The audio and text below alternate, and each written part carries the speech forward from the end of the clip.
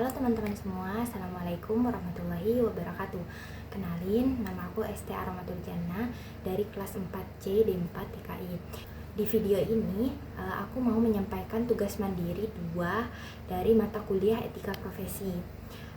Pada kesempatan ini, aku bakal bahas tentang sesuatu yang sebenarnya dekat banget sama kehidupan kita sehari-hari, tapi sering kita anggap sepele, yaitu tentang kebutuhan manusia, watak atau karakter, dan juga kebiasaan yang bisa mempengaruhi bagaimana kita berkembang, terutama dalam dunia profesional nanti.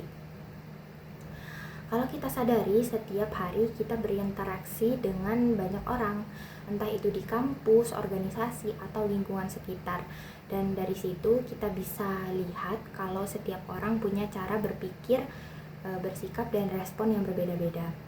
Kadang ada yang gampang diajak bekerja sama, ada yang lebih pendiam, ada juga yang gampang tersinggung.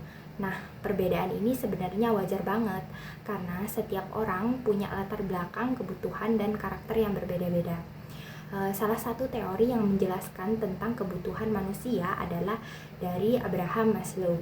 Menurut Maslow, kebutuhan manusia itu terbagi menjadi 5 tingkatan yang bentuknya seperti piramida. Di mana untuk tingkatan yang pertama adalah kebutuhan fisiologis. Kebutuhan ini adalah kebutuhan paling dasar seperti makanan, minuman, istirahat, dan tempat tinggal. Kalau kebutuhan ini belum terpenuhi, biasanya seseorang akan sulit fokus ke hal lain. Misalnya, kalau kita lagi lapar atau kurang tidur, pasti susah untuk konsentrasi dalam belajar atau bekerja. Yang kedua adalah kebutuhan akan rasa aman, seperti setiap orang pasti ingin merasa aman, baik secara fisik maupun mental. Contohnya seperti punya lingkungan yang nyaman, kondisi yang stabil, dan tidak merasa terancam. Yang ketiga adalah kebutuhan sosial. Di tahap ini kita mulai butuh hubungan dengan orang lain. Kita ingin punya teman, ingin diterima, dan merasa menjadi bagian dari suatu kelompok. Makanya manusia itu pada dasarnya makhluk sosial. Selanjutnya adalah kebutuhan penghargaan.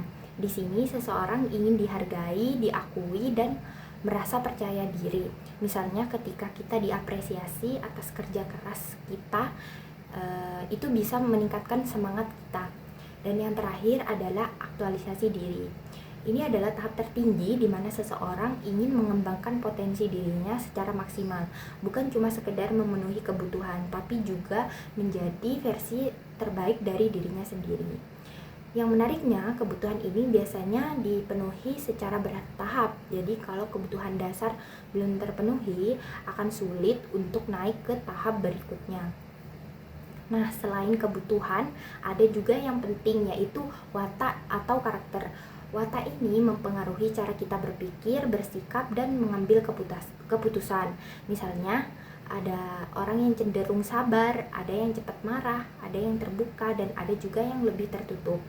Dalam dunia kerja, watak ini sangat berpengaruh karena profesionalisme itu bukan cuma soal skill, tapi juga soal sikap. Misalnya seperti tanggung jawab, disiplin, kejujuran, dan kemampuan bekerja sama. Semua itu sangat dipengaruhi oleh karakter kita. Makanya penting banget untuk mengenali diri sendiri.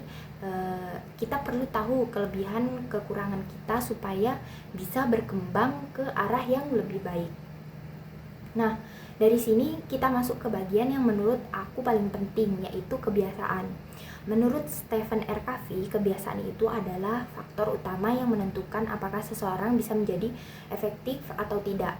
Beliau menjelaskan konsep 7 habits of highly effective people yang bisa kita terapkan dalam kehidupan sehari-hari. Habit yang pertama adalah bersikap proaktif, artinya bertanggung jawab atas hidup kita sendiri. Kita tidak menyalahkan keadaan atau orang lain. Misalnya, ketika kita gagal, kita tidak langsung menyalahkan situasi, tapi mencoba introspeksi diri. Yang kedua adalah mulai dengan tujuan akhir.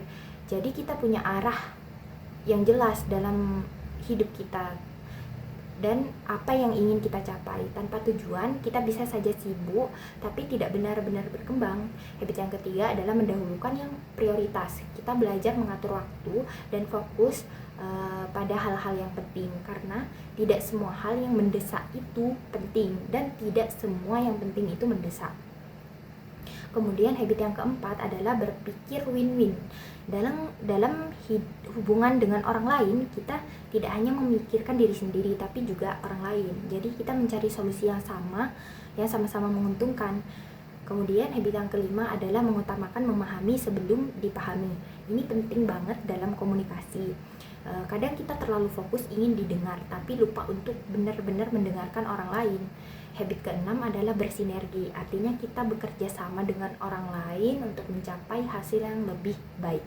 Karena pada dasarnya kerja tim yang baik bisa menghasilkan sesuatu yang lebih besar daripada kerja sendiri. Dan yang terakhir adalah mengasah diri. Kita harus terus belajar berkembang baik secara fisik, mental maupun emosional. Karena kalau kita berhenti berkembang, kita akan tertinggal. Selain itu, ada juga konsep The Eight Habit yang menekankan pentingnya menemukan makna hidup dan memberikan kontribusi kepada orang lain. Kalau kita hubungkan semuanya, sebenarnya kebutuhan manusia, watak, kebiasaan itu saling berkaitan. Kebutuhan mempengaruhi motivasi kita, watak mempengaruhi cara kita bersikap, dan kebiasaan menentukan arah perkembangan kita. Jadi kalau kita ingin menjadi pribadi yang lebih baik, kita harus mulai dari memahami diri kita sendiri. Mulai dari hal kecil seperti memperbaiki diri, kebiasaan sehari-hari, belajar lebih disiplin, dan lebih terbuka terhadap orang lain. Karena perubahan besar itu tidak terjadi secara instan, tapi dari hal kecil yang dilakukan secara konsisten. Semoga dari pembahasan ini kita bisa lebih sadar pentingnya mengenali diri sendiri dan mulai berkembang menjadi pribadi yang lebih baik, terutama dalam menghadapi dunia profesional ke depannya. Sekian dari aku, mohon maaf apabila ada kekurangan. Wassalamualaikum warahmatullahi wabarakatuh.